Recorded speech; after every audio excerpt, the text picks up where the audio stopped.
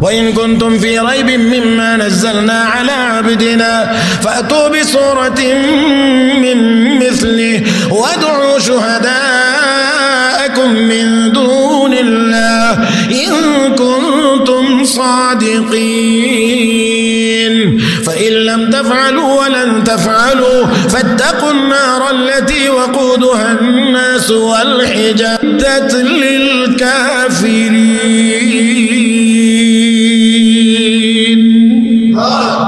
وما تلك بيمينك يا موسى قال هي عصاي أتوكأ عليها وأهش بها على غنمي ولي فيها مآرب أخرى عليه وسلم إن هذه القلوب تصدأ كما يصدأ الحديد إذا أصابه الماء قيل وما جلاؤها يا رسول الله قال كثرة ذكر الموت وتلاوة القرآن آمنت بالله صدق الله مولانا العظيم وبلغنا رسوله النبي الأمي الكريم ونحن على ذلك لمن الشاهدين والشاكرين والحمد لله رب العالمين اللهم صل على محمد وعلى آل محمد كما صليت على إبراهيم وعلى آل إبراهيم إنك حميد مجيد اللهم بارك على محمد وعلى آل محمد كما باركت على إبراهيم وعلى آل إبراهيم إنك حميد مجيد محترم মুসল্লিয়ান کرام আল্লাহ রাব্বুল আলামিনের দরবারে শুকরিয়া আদায় করছি যিনি আমাদেরকে অত্যন্ত দয়া করে মায়া করে মেহেরবানি করে পবিত্র জুমার দিনে জুমার নামাজ আদায়ের উদ্দেশ্যে মসজিদে আসার বসার তৌফিক দান করেছেন শুকরিয়া আদায় করছি সবাই বলি আলহামদুলিল্লাহ পরিপূর্ণ মুমিন খাঁটি মুমিন হওয়ার জন্য আল্লাহ রাব্বুল আলামিন কিছু গুণাবলীর কথা উল্লেখ করেছেন যে গুণগুলো থাকলে একজন মানুষ খাঁটি মুমিন হতে পারবে বর্তমান দুনিয়ায় আমাদের মুসলমানদের ইমানদারদের যত সমস্যা আছে এই সমস্যাগুলোর একমাত্র সমাধান হলো পরিপূর্ণ মুমিন হয়ে যাওয়া আমরা পরিপূর্ণ মুমিন হতে না পারার কারণেই আমাদের যত রকমের অসুবিধা যত রকমের সমস্যা যত রকমের দুঃখ দুর্দশা সবগুলো হলো একমাত্র আমরা ঈমানের ক্ষেত্রে পরিপূর্ণ না হওয়া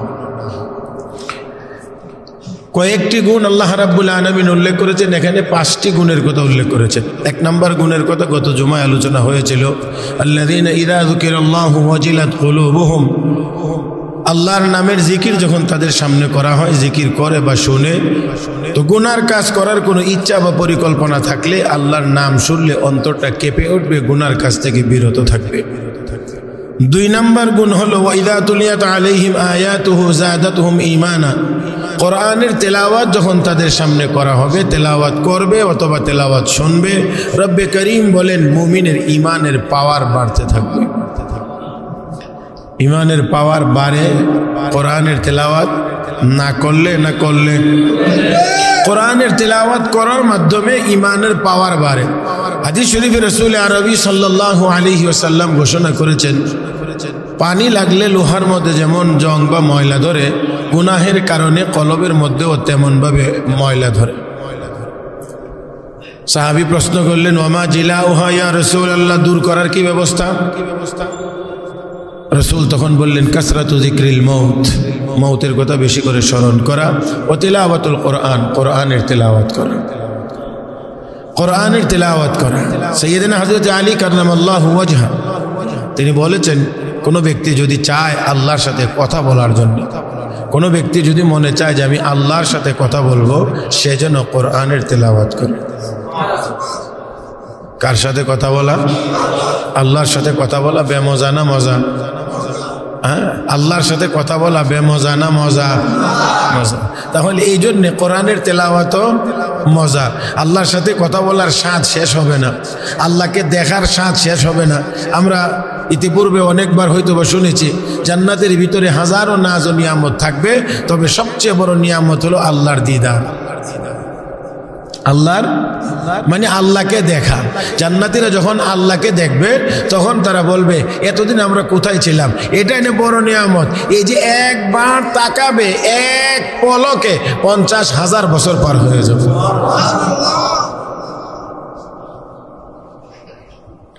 কেমন হবে দেখতে যে একবার তাকাইলে 50,000 বছর চলে যাবে, টের পাবে না। আল্লাহ যখন পর্দার আড়ালে চলে যাবেন তখন জান্নাতি বান্দাবান্দিরা বলতে থাকবে একটু না মাত্র দেখলাম। কতদূর দেখছে? 50,000 বছর। বলবে কি একটু। তার মানে এই সময়টা যে কোন দিক দিয়ে পার হয়ে গেল এটা টেরই পাবে না। তো আল্লাহ রাব্বুল আলামিনকে দেখে জান্নাতীরা সময় পার করবে, কিন্তু বলতে পারবে না কত সময় চলে গেছে। লম্বা সময় পার হয়ে গেলেও তাদের কাছে অনুভূত হবে যে অল্প সময় মাত্র আল্লাহকে দেখলাম। মুহতারাম হাজরিন, তো আল্লাহর কালাম পবিত্র কোরআনের তেলাওয়াত, আল্লাহর সাথে কথা বলা, তো আল্লাহকে দেখলে যেমন স্বাদ শেষ হয় না, আল্লাহকে দীর্ঘ সময় দেখলে যেমন অল্প সময় মনে হয়, আল্লাহর কালাম কোরআনের তেলাওয়াত দীর্ঘ সময়ও যদি তেলাওয়াত করে তারপরেও প্রকৃত মুমিনের জন্য মনে হবে অল্প সময়। ফকিহ হাযিহিল উম্মাহ, সিরাজ হাযিহিল উম্মাহ, হযরত আকদাস ইমামুল আযম হযরত ইমাম আযম আবু হানিফা রাহমাতুল্লাহি আলাইহি পবিত্র রমাদান মাসে 61 বার কোরআন কারীমের খতম করতেন। দিনের বেলায় খতম, রাতের বেলায় খতম, তারাবির নামাজে এক খতম। এই ছিল ওনার আমল। তাহলে একটু চিন্তা করেন তো, কি পরিমাণ স্বাদ হইলে, কি পরিমাণ মজা পাইলে প্রতিদিন দিনের বেলায় খতম কোরআন শরীফ তেলাওয়াত করা যায়, রাতের বেলায় খতম তেলাওয়াত করা যায়, এটা কি পরিমাণ মজা হইলে। তো আসলে তো সাইয়েদনা হযরত আলী রাদিয়াল্লাহু তাআলা আনহু বলেছেন, কারো যদি মনে চায় যে আল্লাহর সাথে কথা বলবে, এটা আগে একটু বুঝতে হবে মনে চায় কি চায় না, এটাও একটু বুঝতে হবে। মনে চাওয়াটা এটা আর একটু ভিন্ন জিনিস, কারণ আমাদের মনে অনেক কিছুই চায় না। অনেকের মন আছে গুনার কাজ করতেই বেশি চায়, আর গুনার কাজ করতে পারলেই বেশি আরাম আর আনন্দ উপলব্ধি করে, উপভোগ করে। মুহতারাম হাজরিন, মনে রাখতে হবে, গত জুমায় বলছিলাম হাদিসের কথা, রাসূল বলেছেন যদি নেক কাজ করলে তোমার মন খুশি হয়, গুনার কাজ হয়ে গেলে যদি মন খারাপ হয়, ফাআনতা মুমিন, তাহলে তুমি ঈমানদার। মুমিনের দ্বারা গুনার কাজ হয়ে যাইতে পারে, তবে হয়ে যাওয়ার দ্বারা মুমিন আনন্দিত হবে না, মুমিন অসন্তুষ্ট হবে। হায় হায় আমার দ্বারা গুনার কাজ হয়ে গেছে, হায় হায় আফসোস করবে আমার দ্বারা গুনার কাজ হয়ে গেছে, আমার দ্বারা গুনার কাজ হয়ে গেছে, এই বলে আক্ষেপ আর আফসোস করতে থাকবে। আর নেক কাজ করতে পারলে মুমিন খুশি হবে, চেহারা আনন্দিত হবে। আল্লাহ রাসূল সাল্লাল্লাহু আলাইহি ওয়াসাল্লাম একদিন চেহারার মধ্যে আনন্দের ভাব, সাহাবীরা জিজ্ঞেস করলেন, ইয়া রাসূলুল্লাহ, আপনার চেহারার মধ্যে আনন্দের খুব ভাব আজকে ফুটে উঠছে। আল্লাহ রাসূল বললেন, আজকে আমার ওসিলায় আল্লাহ একজন চিরজাহান্নামীকে চিরজান্নাতি বানায়া দিয়েছেন। চিরজাহান্নামীকে চিরজান্নাতি বানায়া দিয়েছেন। নবীজির কাছে ইহুদির একটা ছেলে আসতো, ইহুদির ছেলে নবীর কাছে আসতো। নবীর দরবার তো উন্মুক্ত ছিল, সবাই আসতে পারতো, ছোট বড়, ইসলাম ধর্মে অনুসারী মুসলমান অমুসলিম সব নবীর দরবারে আসার সুযোগ ছিল, সবাই আসতো। ইহুদির ছেলেটাও নবীর কাছে আগমন করতো। আল্লাহর নবী তাকে খুব স্নেহ করতেন। উদ্দেশ্য হলো সে আসুক, নবীকে দেখুক, আমাকে দেখুক, কারণ তিনি তো নবী সাইয়্যিদুল মুরসালিন।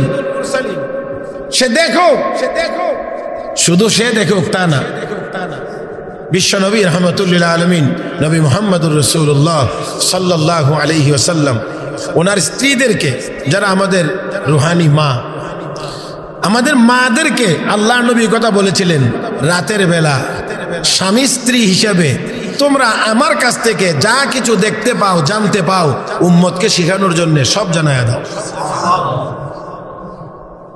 যাতে উম্মত ওই পার্সোনাল টাইমেও কি করা লাগবে, কি করতে হবে, এটা যেন উম্মত জানতে পারে। সেই জন্যে আমার এই পার্সোনাল সময়টাতে আমি তোমাদের সাথে কি ব্যবহার করি সেটাও উম্মতকে জানা। আম্মা জান আয়েশা সিদ্দিকা রাদিয়াল্লাহু তাআলা আনহা বলেন যে আমি গ্লাসে মুখ লাগাইয়া পানি পান করে গ্লাস রাখলে নবীজি ওই গ্লাস হাতে নিয়ে আমি যেই জায়গাটাতে মুখ লাগিয়ে পানি পান করেছিলাম রাহমাতুল লিল আলামিন ঠিক সেই জায়গাটাই মুখ লাগাইয়া পানি পান করতেন। আর আমাদের তো এখন লাগে ওয়ান টাইম। হ্যাঁ, এখানে মুখ লাগাইবে, সর্বনাশ। কত রকমের কত ধরনের কত কথা এখানে আসবে। মুহতারাম হাজরিন, যাক তো দেখেন আম্মা জান আয়েশা সিদ্দিকা রাদিয়াল্লাহু তাআলা তিনি বলেন যে আমি যেই জায়গাটা দিয়ে গ্লাসের যে অংশে আমি মুখ লাগাইতাম বিশ্ব নবী সেই জায়গায় মুখ লাগিয়ে পানি পান করতেন। তো যাই হোক আল্লাহ রাসূল ইহুদির ছেলেকেও আসার সুযোগ দিলেন, আসো দেখো। আমার আপনার সকলের অবশ্যই কথা জানা থাকার দরকার, কতদিন নবীকে দেখলে তার কাছে কোনো ত্রুটি ধরা পড়বে? বুঝাইতে পারিনি। ইহুদির ছেলেটা কতদিন নবীর কাছে আসলে, কতদিন নবীকে দেখলে তার চোখে নবীর কোনো ত্রুটি ধরা পড়বে? হ্যাঁ, পড়বে। বুঝাইতে পারছি না এখনো মনে হয়। সারাটি জীবন নবীর পাশে থাকলেও নবীর কোনো ত্রুটি কারো চোখে ধরা পড়বে?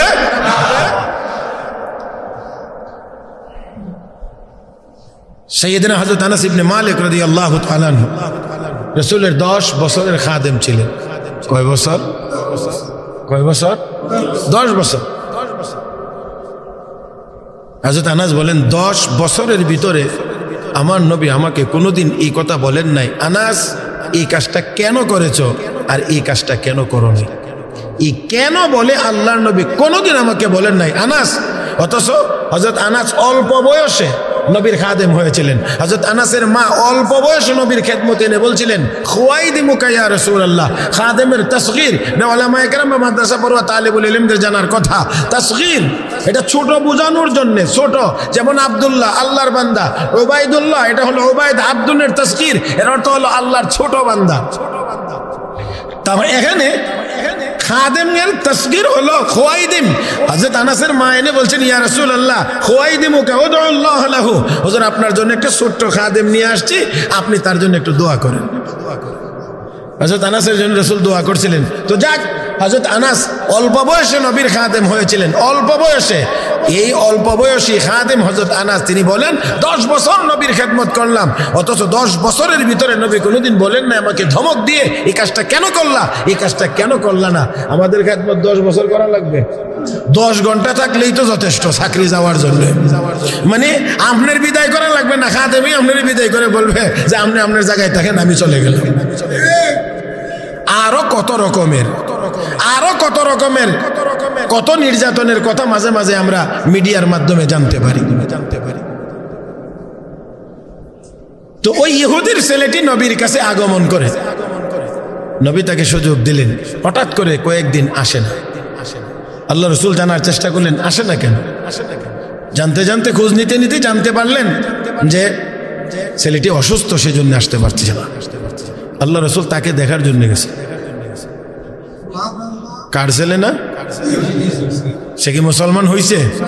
ইহুদির ছেলে। নবী তাকে দেখার জন্য গেলেন, তার কাছে গেলেন, গিয়ে তার চেহারার দিকে তাকায়া নবী বুঝতে পারলেন আর বেশি সময় মনে হয় বাঁচবে না।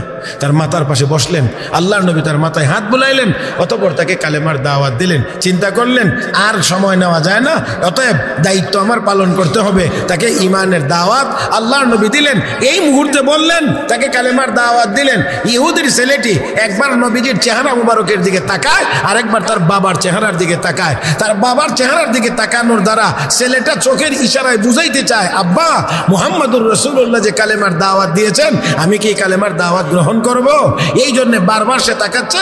একবার নবীজির চেহারা মুবারকের দিকে তাকায়, আরেকবার তার বাবার চেহারার দিকে তাকায়। বাবাও বুঝতে পেরেছে যে ছেলে আসলে কি চাইতে আছে। বাবা উত্তর দিয়ে বলছে, হে ছেলে, তোমার যদি এই কালেমা পছন্দ হয় তাহলে তুমি গ্রহণ করতে পারো। কারণ তারা জানতো মুহাম্মদুর রাসূলুল্লাহ সত্য নবী, তারা জানতো মুহাম্মদুর রাসূলুল্লাহ নাকি সন্দেহ ছিল? আমি বলছি না, স্বয়ং আল্লাহ বলছেন ইয়ারিফুনাহু কামা ইয়ারিফুনা আবনাআহুম। নবীকে তারা এমন ভাবে চিনত যেমন ঔরসজাত সন্তানকে লালন পালন করে যেই সন্তানকে বড় করে, এই সন্তানকে বাবার চিনতে যেমন অসুবিধা হয় না, বিশ্ব নবী মুহাম্মদুর রাসূলুল্লাহকেও চিনতে ইহুদি খ্রিস্টানদের কোনো অসুবিধা হইত না। এমন ভাবে তারা চিনত, কিন্তু মানত না দুষ্টামির কারণে, মানত না দুষ্টামির কারণে। মুহতারাম হাজিরিন, আমরা মুসলমানেরা এই কথা বিশ্বাস করে, আমি মনে করি যারা মুসলমান তারা এই কথা বিশ্বাস করে যে অবশ্যই অবশ্যই কোরআন ও হাদিস সঠিক, কোরআনের আইন কোরআনের বিধান সঠিক, এটা মানুষের জন্য অবশ্যই কল্যাণকর। কোন সন্দেহ? কোন সন্দেহ? কোন মুসলমান এর ব্যতিক্রম বিশ্বাস করে? এটা আমি বিশ্বাস করি না। আমি বিশ্বাস করি মুসলমান কোরআনকে সত্য বলে মানে, সত্য বলে জানে, কোরআনের বিধান অবশ্যই আমাদের জন্য কল্যাণকর। কিন্তু তারপরেও অনেক মুসলমান আছে কোরআনের আইন চালু হোক এটা আবার বেশি পছন্দ করে না। আইন চালু হইলে আমার দিকে তাকায়েন একটু, মাঝে মাঝে একটু দেখে কি হবে। হাত কড়া লাগবে না, হাত কাটা যাবে। হাত কড়া লাগলে তো প্রমোশন হয় অনেকের, কারণ জেলে নেওয়া হয় হাত করা পড়ে, তাতে তো কোনো ডিমোশন হয় না। হ্যাঁ, কি হয়? প্রমোশন হয়। তো যাক, সেটা না, হাত কাটা যাবে। কার হাত কাটা যাবে? হ্যাঁ, কার? একটু বলেন না, আবার একটু বলেন, কার হাত কাটা যাবে? তো চোরের হাত কাটা গেলে আপনারা তো মায়া লাগে কেন? হাত কাটা গেলে তো চোরের হাত কাটা যাবে, আপনারটা তো যাবে না। তো চোরের হাত কাটা গেলে যদি কারো মায়া লাগে তো বুঝতে হবে চুরির ভাগ সেও পায়। মানবাধিকার আমরা শিখাইব, এই জন্য খেদমতের জন্য অফিস স্থাপন করা হয়েছে। আমাদেরকে মানবাধিকার শিক্ষা দেওয়া হবে। মানবাধিকার কোরআনের চাইতে বেশি শিক্ষা দেওয়ার মতো যোগ্যতা কাহারও? মানবাধিকার কোরআন সুন্নাহর চাইতে বেশি শিক্ষা দেওয়ার মতো যোগ্যতা কাহারও? ইসলামের নবীর চাইতে বেশি মানবতাওয়ালা কোনো ব্যক্তি পৃথিবীতে আসে নাই, কোনোদিন আসবেও না। অতএব মুসলমানেরা ইহুদি খ্রিস্টানদের কাছ থেকে মানবাধিকারের সবক শিখতে হবে না। রাসূলের সাহাবী সৈয়দনা হযরত আলী কাররামাল্লাহু ওয়াজহা যুদ্ধের ময়দানে জিহাদ করতেছিলেন। শত্রুকে পরাস্ত করে তার বুকের উপরে চড়ে বসেছেন। শুধু এখন তাকে হত্যা করা বাকি। কেমন একটা মুহূর্ত! যেই লোকটি কিছুক্ষণের মধ্যেই মরে যাবে, হত্যার শিকার হবে যুদ্ধের ময়দানে, সে বুঝতে পেরেছে আমার আর কিছুই করার নেই, আলীর সাথে কুলায়ও উঠতে পারবো না। এমন সময়ে কি করা যায়?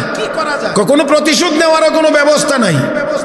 সে দুষ্টামি করে চিন্তা করলো জীবনের সর্বশেষ ঘৃণাটা অন্তত প্রকাশ করার ব্যবস্থা করি, অন্তত ঘৃণাটা তো করে যাইতে পারবো। এই জন্যে ঘৃণা ভরে হযরত আলীর চেহারার মধ্যে থুতু মারছে। একটু বলেন তো মানবতার দরদিরা, এই মুহূর্তে আপনাদের মানবতায় কি বলে? কিল ঘুষি দুইটা কম দেওয়া। হ্যাঁ, হযরত আলী সাথে সাথে নেমে গেলেন, ছেড়ে দিলেন। লোকটা অবাক বিস্ময়ে হযরত আলীর দিকে তাকিয়ে বলছেন, আলী, বুঝতে পারলাম কি হইল তোমার? কেন? তুমি আমার উপরে চড়াও হয়ে বসেছিলে, আমাকে হত্যা করবে। চিন্তা করলাম আমি আর তোমার সাথে কুলিয়ে উঠতে পারছি না, পারবোও না। কোনো প্রতিশোধ নেওয়ার কোনো ব্যবস্থা আমার কাছে নেই। এই জন্যে ঘৃণা ভরে একটু থুতু দিয়ে যাই, এই কারণে আমি তোমার চেহারায় থুতু মারলাম। হযরত আলী বললেন, তোমার এই থুতু মারার কারণেই আমি তোমাকে ছেড়ে চলে আসতে বাধ্য হয়েছি। বলে কেন? আমি এতক্ষণ যুদ্ধ করতেছিলাম একমাত্র আল্লাহর সন্তুষ্টির জন্য। আর একটু আস্তে কোন, আর একটু কার জন্যে? আর এখন তুমি যেহেতু আমাকে থুতু মারছো, এই থুতু মারার কারণে আমার শরীরে ব্যক্তিগত রাগ উঠে গেছে। ব্যক্তিগত রাগ, ব্যক্তিগত এই রাগ নিয়ে যদি আমি এখন তোমাকে হত্যা করি, তাহলে আল্লাহর আদালতে আমাকে আসামির কাঠগড়ায় দাঁড়াতে হবে। আমি এতক্ষণ জিহাদ করছিলাম, যুদ্ধ করছিলাম, এটা একমাত্র আল্লাহর সন্তুষ্টির জন্যে। এখানে ব্যক্তিগত রাগের মিশ্রণ থাকতে পারে না। এই জন্য আমি তোমাকে ছেড়ে দিলাম, যেহেতু আমার শরীরে আলাদা ব্যক্তিগতভাবে রাগ উঠে গিয়েছে, এই জন্য আমি তোমাকে ছেড়ে দিয়েছি। আশ্চর্য হয়ে লোকটি কয়, এত সুন্দর আদর্শ পাইলা কোথায়? এই কথাটাই হলো আমার মূল কথা। হযরত আলী বলেন, ও আল্লাহর বান্দা, এই সুন্দর আদর্শ, এই সুন্দর নীতি, এই সুন্দর জিনিস আমাদেরকে আমাদের নবী শিক্ষা দিয়েছেন। আর একটু মহব্বতে বলেন। তাহলে বোঝা গেল ইসলামের ভিতরে ব্যক্তিগত রাগে কাউকে আঘাত করা যায় না।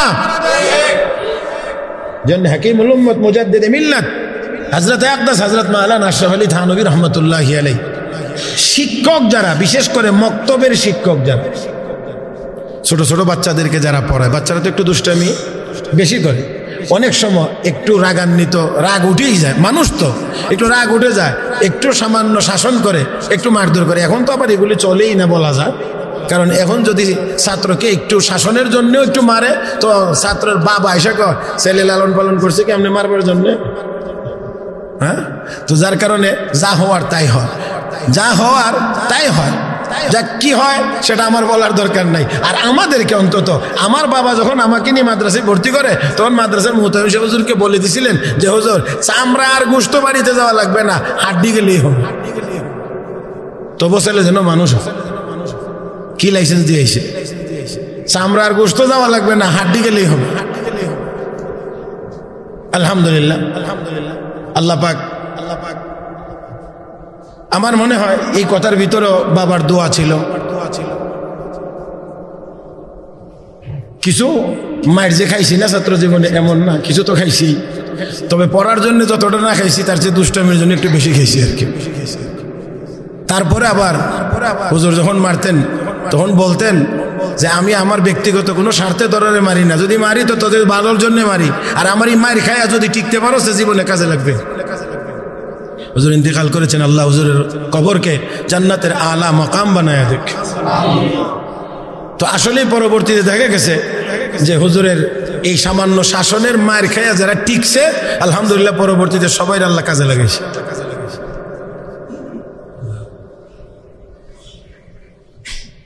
হাদিস শরীফে আল্লাহ রাসূলও বলছেন, লা তারফা আসাকা আদাবান, আদবের শাসনের লাঠি সন্তানের উপর থেকে উঠায়া নিও। তো যাই হোক, হাকিমুল উম্মত মুজাদ্দিদে মিল্লাত হযরত মাওলানা আশরাফ আলী থানভী রাহমাতুল্লাহ আলাইহি বলেন যে ছোট ছেলেদেরকে, ছোট বাচ্চাদেরকে, ছেলে বা মেয়েদেরকে পড়াইতে গিয়ে তাদের দুষ্টামির কারণে শরীরে অনেক সময় অনেক রাগ উঠে যায়। এই রাগের সময়ে তাদেরকে শাসন যেন না করা হয়। শাসন হবে পরবর্তীতে কৃত্রিম রাগ দেখায়া, কারণ ওই সময়ে ব্যক্তিগত রাগের কারণে যদি তাকে মারা হয় তাহলে এই মারটা সঠিক হবে না, কারণ সেই বাচ্চাটা এখনো ছোট, সে মাসুম, সে অবুঝ। এই জন্যে অবুঝ বাচ্চার দুষ্টামির কারণে তাকে আপনার শুধু ব্যক্তিগত রাগের বশবর্তী হয়ে আপনি যেন না মারেন। মারবেন শাসনের জন্যে, যদি কিছু শাসন করা লাগে তাহলে সেই শাসনটা হবে কৃত্রিম রাগ। আমাদের এক উস্তাদ ছিলেন, এখনো আছেন, আল্লাহ দীর্ঘ নেক হায়াত দান করুন। হুজুর যদি কোনো ছাত্রকে কোনোদিন শাসন করছে তো সবার সামনে নিয়ে দাঁড় করেছে আর হাসতেন, হাতে বেত নিয়ে বলতেন, তোমার সাথে আমার কোনো রকমের কোনো শত্রুতামি নেই, তোমার উপরে আমার কোনো রাগও নাই, তবে তোমার স্বভাবটা যে এটার সাথে আমার একটু বিরোধিতা আছে। কি তোমার স্বভাব, তোমার স্বভাবটার সাথে আমার একটু বিরোধিতা আছে, এটা ঠিক করার জন্য একটু শাসনের প্রয়োজন, একটু শাসনের প্রয়োজন। এই কথা বলে হুজুর হাসতেন, বলতেন হাত দাও, তো হাত দিলে আস্তে করে একটু শাসন করতেন। তবে অবশ্যই হাসি মুখে, কখনোই রাগের সাথে ওনাকে শাসন করতে অন্তত আমি কোনো দিন দেখি নাই। যতবার দেখেছি ততবার দেখছি হাসতে হাসতে এই শাসন তিনি করতেন।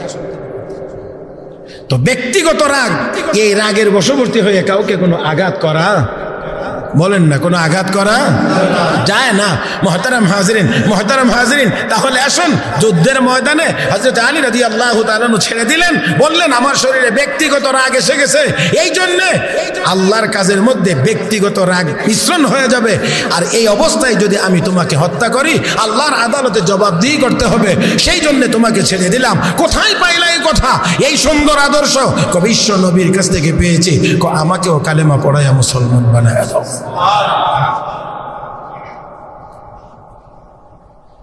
আল্লাহ পাক আমাদের সবাইকে বুঝার তৌফিক দান করুন, আর একটু মহব্বতের সাথে। আমি মনে হয় আসলে অনেক দূরে চলে গেছে, জায়গায় একেবারে ফিরে আসার দরকার। বলছিলাম যে কেউ যদি আল্লাহর সাথে কথা বলতে চায় তাহলে সে যেন কি করে, কি তেলাওয়াত করে? কোরআন। এই কোরআনের তেলাওয়াতের আল্লাহকে দেখার মজা যেমন শেষ হবে না জান্নাতের ভিতরে, আল্লাহর সাথে কথা বলার মজাও শেষ হবে না। সাইয়্যিদনা মূসা আলাইহিস সালাতু ওয়াস সালাম তুর পাহাড়ে ওঠেন, আল্লাহ জিজ্ঞেস করেন ওয়ামা তিলকা বিয়ামিনিকা ইয়া মূসা ক্বালা হিয়া আসাই আতাওয়াক্কাউ আলাইহা ওয়া আহুশু বিহা আলা গনামি ওয়া লিয়া ফিহা মাআরিব উখরা। আল্লাহ জিজ্ঞেস করেন ও মূসা তোমার ডান হাতে কি? মূসা আলাইহিস সালাম কইরা আমার লাঠি, টেক দিয়ে হাঁটি, গাছ থেকে পাতা পেড়ে ছাগল রে খাওয়াই, আরো অন্যান্য কাম করি। আল্লাহ শুধু জিজ্ঞেস করেছিলেন ডান হাতে কি? এটা আমার লাঠি। এতটুকু বললেই জবাব শেষ হয়ে যায়। কিন্তু মূসা আলাইহিস সালাতু ওয়াস সালাম জবাবে আরো বাড়ায় বললেন কেন? আল্লাহর সাথে কথা বলতে ভালো লাগে, আল্লাহর সাথে কথা বলতে ভালো লাগে। তো এটা বলছিলাম যে যার মনে চায়, এই মনে চাওয়াটাও একটা ব্যাপার, একটা বিষয়। মনে চায় না এটাও আপনাকে খেয়াল করতে হবে, মনে রাখতে হবে। নেক কাজ করবার প্রতি মনের আগ্রহ যত বেশি, বোঝা যাবে আপনার ইমানের পাওয়ার তত বেশি। আর যদি আপনি লক্ষ্য করে দেখেন যে না, নেক কাজ করতে মনে চায় না, যেমন লক্ষ্য করে দেখেন সাধারণত একজন মানুষের রুচিও ভালো, পেটের হজম শক্তিও ভালো, তাহলে সে কি করে? কম খায় না বেশি খায়? সাধারণত বেশি খায়। আর যদি আস্তে আস্তে এই খাবারের চাহিদা কমে যায় তাহলে আপনি এতটুকু বুঝতে পারেন নিশ্চয়ই শরীরে কোনো রোগ প্রবেশ করছে। কারণ কি হয়েছে? খাইতে মনে তো খাইতে যদি মনে না চায় তাহলে আপনি বুঝেন আপনার শরীরের মধ্যে রোগ আছে। ঠিক তেমনি ভাবে ইবাদত করতে যদি মনে না চায় তাহলে বুঝতে হবে আপনার কলবের ভিতরে রোগ আছে। একটা কথা ছেড়ে চলে আসছি, সেই কথাটা শেষ হওয়া দরকার, না হলে ভিতরে একটু থেকে যাবে। ইহুদির ছেলে, হ্যাঁ ফাঁকে একটু রয়ে গেছে না?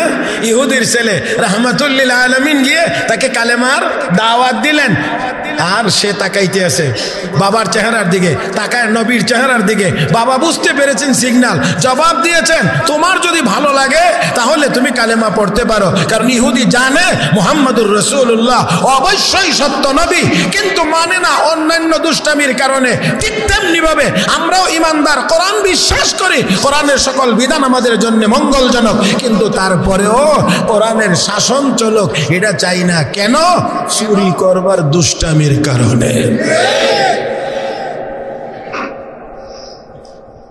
রাহমাতুল লিল আলামিন কালেমার দাওয়াত দিলেন।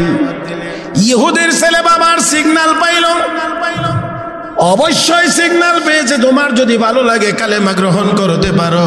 রাহমাতুল লিল আলামিনের সামনে ইহুদির ছেলেটি কালেমা পড়ে মুসলমান হয়ে গেল।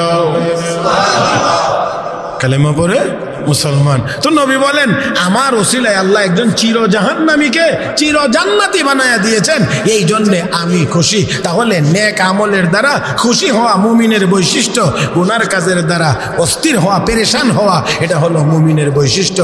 এখন যদি গুনার কাজ করে তো করে, আরো যদি বাহাদুরি দেখায় তাহলে বুঝতে হবে ইমানের হালত খুবই খারাপ। মিষ্টি মুখে দিলে যদি কোনো মানুষ আমার মুখে তিতা লাগে তাহলে বুঝতে হবে তার মুখের অবস্থা, তার রুচির অবস্থা খুব মারাত্মক খারাপ। আর না হইলে মিষ্টি আবার তিতা কেমনে লাগে? মিষ্টি জিনিস যদি কারো মুখে তিতা লাগে এটা মিষ্টির দোষ, বুঝছে না? মিষ্টি যদি কারো মুখে তিতা লাগে মিষ্টির দোষ। কিসের দোষ? কোরআনের বিধান যদি কারো কাছে খারাপ লাগে কোরআনের দোষ, বুঝতে হবে তার দোষ।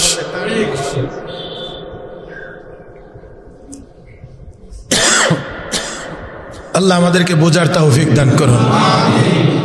কোরআনের একেবারেই শুরুতে যালিকাল কিতাব লা রাইবা ফিহি, আল্লাহর চ্যালেঞ্জ ছিল, আছে, থাকবে। আল্লাহর চ্যালেঞ্জ ছিল, আছে, থাকবে। যদি কারো মনে চাই চ্যালেঞ্জ গ্রহণ করার তো করতে পারে, কিন্তু ১৫০০ বছরের ভিতরে যারা সরাসরি নবীকে বলতো চাইলে আমরাও এমন কোরআন বানাইতে পারি, এটা কোনো ব্যাপার নাকি? আল্লাহ বললেন ঠিক আছে, একটা কোরআন শরীফ বানায় আনতে কও, এরকম একটা কোরআন কারণ পারে না।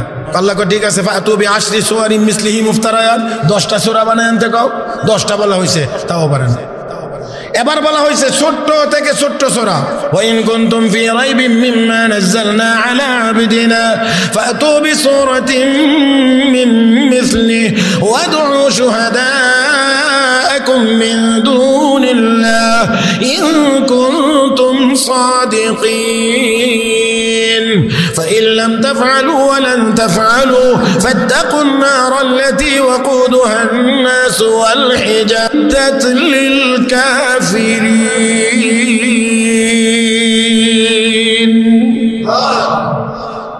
আল্লাহকে যদি সন্দেহের কোনো কিছু থাকে তোমাদের কাছে তাহলে কোরআনের ছোট্ট থেকে ছোট্ট একটা সূরা তোমরা তৈরি করে নিয়ে আসো। সূরা কাউসার লিখে কাবা শরীফের চৌকাঠের মধ্যে লাগায় দেওয়া হয়েছে, কিন্তু আরবের সাহিত্যিকরা সবাই মিলেও কোরআনের এই ছোট্ট সূরার মোকাবেলা করতে পারে নাই। তারা নিচে দিয়ে শেষ পর্যন্ত লিখতে বাধ্য হয়েছে লাইসা হাযা কালামুল বাশার, এই কোরআন দুনিয়ার কোনো মানুষের বানানো কথা না। আল্লাহু আকবার। কোরআন কার কথা? কোরআন কার কথা? তাহলে কোরআনের তেলাওয়াত মানে কার সাথে কথা বলা? মনে চায় না, হ্যাঁ, মনের যদ্দূর বেশি চায় বুঝতে হবে ইমানের অবস্থা তত ভালো, আর যত কম চাইবে মনে করতে হবে ইমানের হালত তত খারাপ। খানার রুচি যত বেশি কমে যাবে বুঝতে হবে আপনার অসুস্থতার পরিমাণ তত বেশি।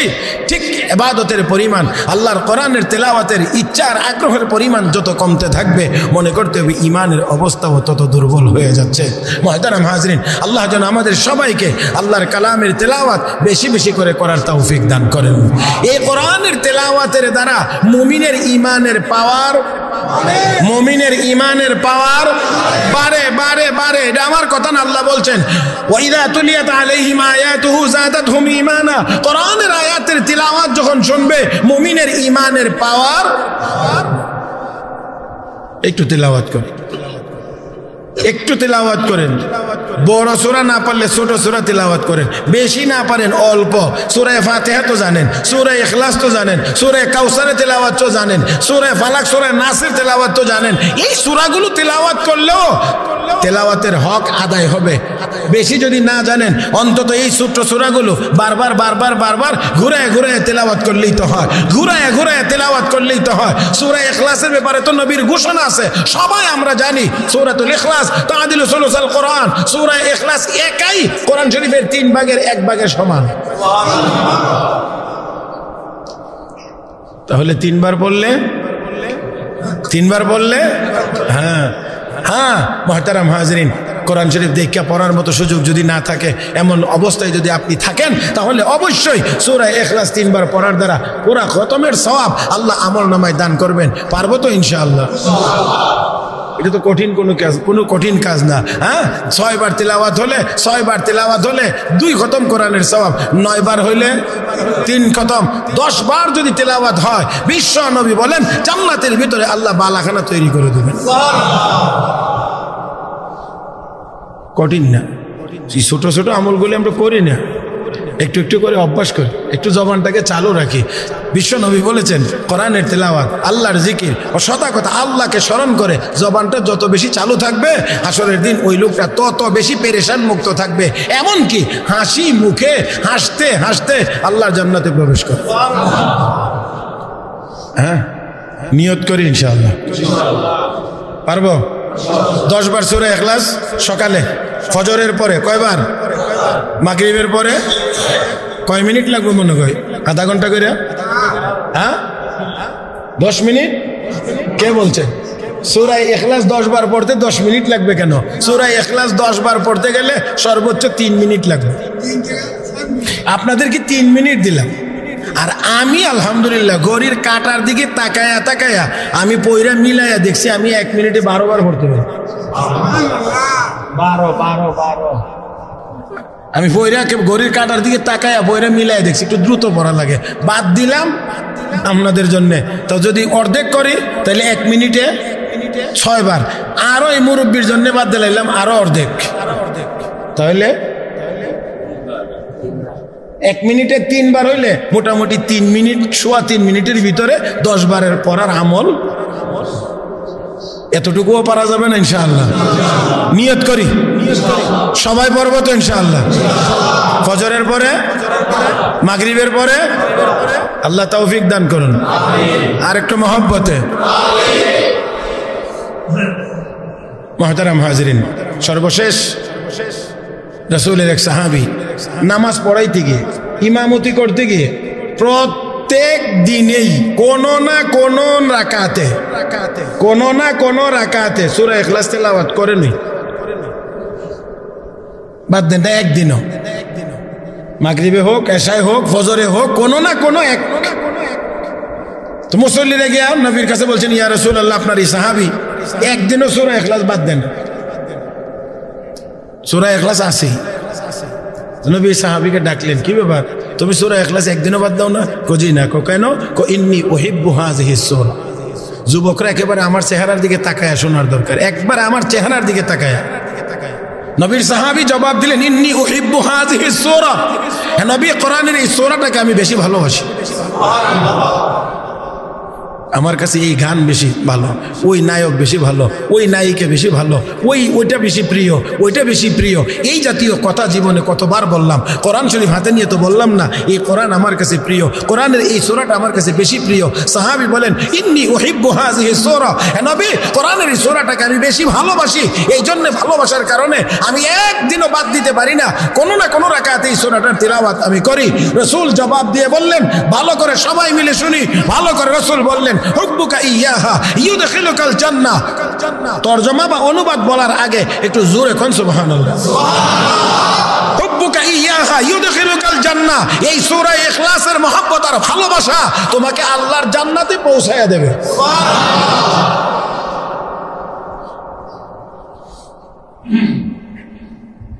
তেলাওয়াতে কোরআনের দ্বারা ঈমানের পাওয়ার। আমরা অনেক বড় কিছু নিয়ে ভাবি, অবশ্যই ভালো, ভালোর দিক যত বড়টা নিয়ে ভাববেন ভালো, এর মধ্যে আমার কোনো দ্বিমত নাই। তবে বড়টার জন্যে আগে ছোটটা দিয়ে প্রস্তুত করা লাগে। হ্যাঁ, ছোটটা দিয়া প্রস্তুত করা লাগে। এখন যদি একজন মানুষের নামাজ ঠিক মতো পড়া হয় না, রোজা ঠিক মতো রাখে না, কোনো আমল ঠিক মতো করে না, তাকে যদি এখন বলেন তোমাকে জিহাদে নামতে হবে, সে বলবে আপনি যান আমি আসি। হ্যাঁ, এই জন্যে আল্লাহ রসুল আগে ব্যক্তিগতভাবে আমল করায়া পূর্ণভাবে যখন তৈরি হয়ে সারছে, মক্কা থেকে হিজরত করে মদিনায় গেছেন। এবার আল্লাহ হাবিব এখন আর সান নাই, যদি কেউ আক্রমণ করতে আসে পাল্টা আক্রমণের অনুমতি আমি আল্লাহ দিলাম। জিহাদের বিধান নাজিল হয়ে গেল, হুকুম নাজিল হয়ে গেল। আল্লাহর নবীকে আল্লাহ বলছেন, ইয়া আইয়ুহান নাবিয়্যু হাসবুকাল্লাহ ওয়া মান ইত্তাবাআকা মিনাল মুমিনিন। হে হাবিব, আপনার জন্য আপনার আল্লাহই যথেষ্ট, আর আপনার সাহাবীরা যারা আপনার সাথে আছে তারা জীবন দিবে, কিন্তু আপনাকে ছেড়ে চলে যাবে না। আমানিত্তাবাকা মিনাল মুমিনিন, মুমিনদের যারা আপনার অনুসারী মুমিন সাহাবীরা, তারা আপনার জন্য অল্প হলেও তারাই আপনার জন্য যথেষ্ট হবে, বেশি লাগবে না, বেশি লাগবে না। তো আগে ওই আমলগুলো করায়া জিহাদের উপযোগী সৈনিক নবী তৈরি করেছেন, তারপরে জিহাদের বিধান আসছে। এই জন্যে আমরা বড় চিন্তা অবশ্যই করব, বড় চিন্তা নেওয়ার আগে ওই বড় কাজ করার মতো যোগ্য করে তুলতে হবে ওই আমলগুলোর মাধ্যমে। আল্লাহ পাক আমাদের সবাইকে বেশি বেশি করে কোরআনের তেলাওয়াত করার তৌফিক দান করুন। আমিন ইয়া রাব্বাল আলামিন। সুবহানাকাল্লাহুম্মা বিহামদিক আশহাদু আল লা ইলাহা ইল্লা আনতা আস্তাগফিরুকা ওয়া আতুবু ইলাইক ওয়া আখিরু দাওয়ানা আনিল হামদুলিল্লাহি রাব্বিল আলামিন।